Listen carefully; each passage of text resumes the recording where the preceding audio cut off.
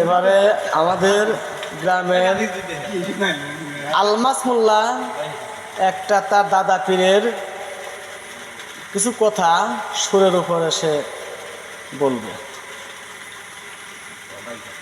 অলিকুলের শিরোমণি বর্ধমানিয়া দাদা, অলিকুলের শিরোমণি বর্ধমানিয়া, বেলায়েতের খেলা খেলে শান্তিবাগে বসিয়া, বেলায়েতের খেলা খেলে শান্তিবাগে বসিয়া, অলিকুলের শিরোমণি বর্ধমানিয়া দাদা, অলিকুলের শিরোমণি বর্ধমানিয়া।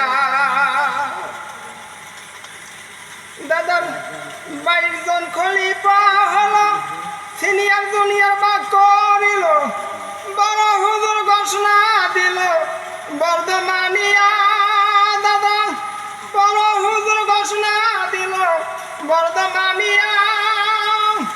সে তো আবার কেহ নয় রে আমার বাবা শাস্ত্রী আর সেদালি মগ্ন হায় রে, যেমনি বাবা তেমনি বেটা দেখো না চাইয়া তোমরা, যেমনি বাবা তেমনি বেটা দেখো না চাইয়া, অলিকুলের শিরোমণি বর্ধমানিয়া দাদা, অলিকুলের শিরোমণি বর্ধমানিয়া।